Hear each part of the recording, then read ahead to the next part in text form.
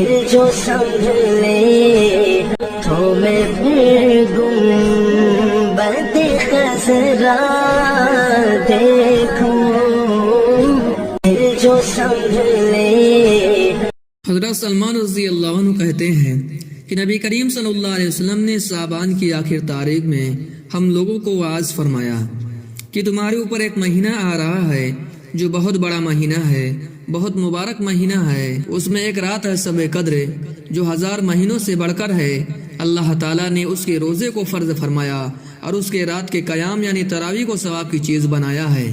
جو شخص اس مہینے میں کسی نیکی کے ساتھ اللہ تعالیٰ کا قرب حاصل کرے، ایسا ہے جیسا غیر رمضان میں فرض ادا کیا، اور جو شخص اس مہینے میں کسی فرض کو ادا کرے وہ ایسا ہے جیسا غیر رمضان میں 70 فرض ادا کرے۔ یہ مہینہ صبر کا ہے اور صبر کا بدلہ جنت ہے، اور یہ مہینہ لوگوں کے ساتھ غم خواری کرنے کا ہے۔ اس مہینے میں مومن کا رزق بڑھا دیا جاتا ہے۔ جو شخص کسی روزے دار کا روزہ افطار کرائے اس کے لیے گناہوں کے معاف ہونے اور آگ سے خلاصی کا سبب ہوگا، اور روزے دار کے ثواب کے مانند اس کو ثواب ہوگا، مگر اس روزے دار کے ثواب سے کچھ کم نہیں کیا جائے گا۔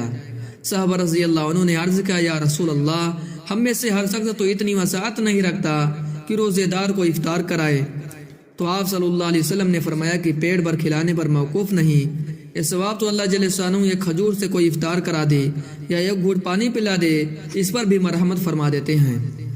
یہ ایسا مہینہ ہے کہ اس کا اول حصہ اللہ کی رحمت ہے، اور درمیانی حصہ مغفرت ہے، اور آخری حصہ آگ سے آزادی ہے۔ جو شخص اس مہینے میں ہلکا کر دے اپنے غلام و خادم کے بوجھ کو، حق تعالیٰ ثانہ اس کی مغفرت فرماتے ہیں اور آگ سے آزادی فرماتے ہیں۔ اور 4 چیزوں کی اس میں کثرت رکھا کرو، جن میں سے 2 چیزیں اللہ تعالیٰ کی رضا کے واسطے، اور 2 چیزیں ایسی ہے جن سے تمہیں چارہ کار نہیں۔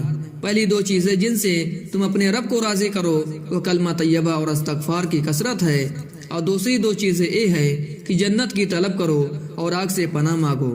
جو شخص کسی روزے دار کو پانی پلائے، حق تعالیٰ شانہ قیامت کے دن میری حوض سے اس کو ویسا پانی پلائیں گے جس کے بعد جنت میں داخل ہونے تک پیاس نہیں لگے گی۔ اول نبی کریم صلی اللہ علیہ وسلم کا اہتمام کی شعبان کی آخر تاریخ میں خاص طور سے اس کا واعظ فرمایا اور لوگوں کو تنبیہ فرمائی تاکہ رمضان مبارک کا 1 سیکنڈ بھی غفلت سے نہ گزر جائے۔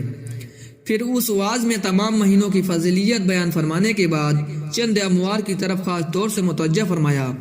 سب سے اول شب قدر کی وہ حقیقت ہے، اس کے بعد ارشاد ہے کہ اللہ نے اس کے روزے کو فرض کیا اور اس کے قیام یعنی تراویح کو سنت کیا۔ اس سے معلوم ہوا کہ تراویح کا ارشاد بھی خود حق سبحانہ و تقدس کی طرف سے ہے۔ پھر جن روایات میں نبی کریم صلی اللہ علیہ وسلم نے اس کو اپنی طرف منسوب فرمایا کہ میں نے سنت کیا، اس سے مراد تاکید ہے کہ حضور صلی اللہ علیہ وسلم اس کی تاکید بہت فرماتے تھے۔